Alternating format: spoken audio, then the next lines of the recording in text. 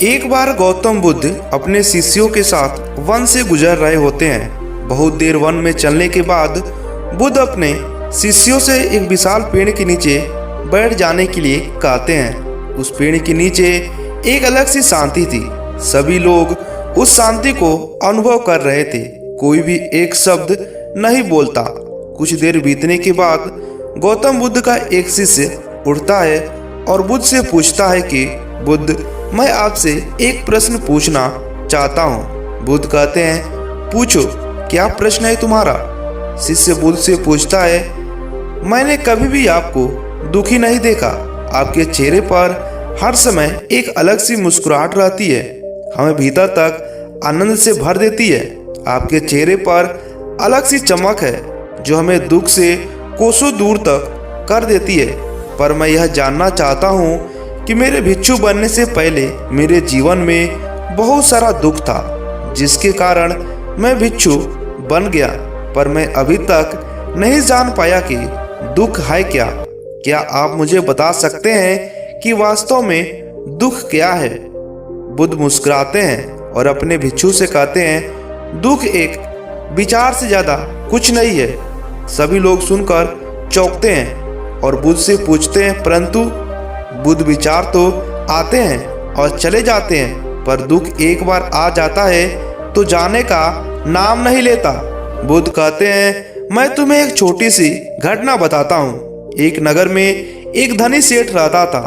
उसके पास एक वफादार नौकर था। वह सेठ अपने नौकर पर बहुत विश्वास करता था। वह सेठ अपने नौकर को कभी भी किसी बात के लिए शक नहीं करता, क्योंकि उसका नौकर वास्तव में बहुत ही ईमानदार होता था। एक बार उस सेठ को किसी काम से बाहर जाना पड़ा। 2-3 दिन के बाद जब वह सेठ वापस लौटा तो वह एक कीमती सामान लेकर आता है। वह उस कीमती सामान को अपने कमरे में बड़ा सजाकर रख देता है और अपने नौकर से कहता है, तुम्हें खास तौर पर इस चीज का ध्यान रखना है। ध्यान रहे यह टूटे नहीं, यह मेरा बहुत ही प्रिय है। नौकर कहता है, मालिक, मैं पूरा ध्यान रखूंगा, आप चिंता न करें। अगले दिन वह नौकर पूरे घर की सफाई कर रहा होता है। सफाई करते करते वह सेठ की उस कीमती चीज के पास पहुंचता है और उसकी भी सफाई करने लगता है। सफाई करते वक्त वह कीमती चीज उस नौकर के हाथ से फिसल जाती है और नीचे गिर जाती है। सेठ को यह बात पता चलती है और वह नौकर के पास आता है और नौकर को खूब धमकाता व डांटता है। पर न तो वह नौकर को नौकरी से निकाल सकता है और न उसे पीट सकता है, क्योंकि वह उसका बहुत ही वफादार और पुराना नौकर था। इसलिए वह डांट धमका कर ही उसे छोड़ देता है। सेठ अपने उस कीमती चीज के बारे में सोच सोच कर बहुत ही दुखी हो जाता है। रात होती है और सेठ अपने कमरे में लेट जाता है। सेठ को नींद नहीं आ रही होती है। वह बहुत ही बेचैन होता है। बेचैनी के कारण सेठ अपने कमरे से बाहर निकलता है और देखता है कि उसका नौकर निश्चिंत में खराटे लेकर सो रहा है। वह यह सब देखकर क्रोधित हो जाता है। सेठ सोचता है, इसने मेरी इतनी कीमती चीज तोड़ दी है और इसे बिल्कुल भी चिंता नहीं है। मुझे यहाँ नींद भी नहीं आ रही और यह आराम से सो रहा है। सेठ अपने कमरे में वापस चला जाता है।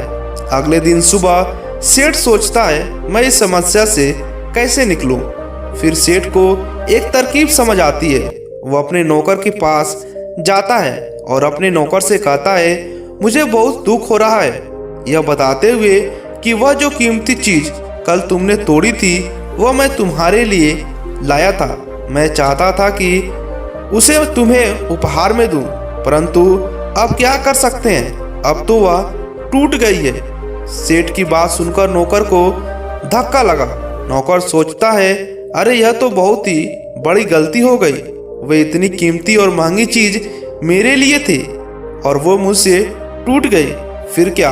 उस नौकर के मन में बेचैनी पैदा हो जाती है, दुख पैदा हो जाता है और रात होती है और सेठ आराम से सोता है और वहाँ नौकर बेचैन रहता है। उसे नींद नहीं आती।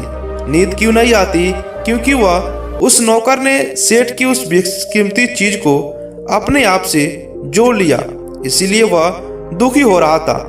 पहले उस नौकर के मन में यह विचार नहीं था कि वह कीमती चीज मेरी है, पर अब उसके मन में विचार है कि अगर वह कीमती चीज न टूटती तो वह मेरी होती। बुद्ध कहते हैं दुख केवल एक विचार है, और यह विचार कैसे उत्पन्न होता है? अपने मन को किसी चीज से जोड़ने से। हम जिस भी चीज को अपने आप से जोड़ लेते हैं वह चीज हमारे दुख का कारण बनती है। लेकिन वास्तविकता तो यह है कि कोई भी चीज हमसे जुड़ नहीं सकती। हर चीज आपके पास है, आपकी है, पर कुछ समय के लिए। कुछ समय के बाद वह आपसे दूर हो जाएगी। उस दूर होने की घटना को स्वीकार करो और आगे बढ़ो। और साथ में अगर वीडियो अच्छा लगा हो तो वीडियो को लाइक कर चैनल को सब्सक्राइब करिए।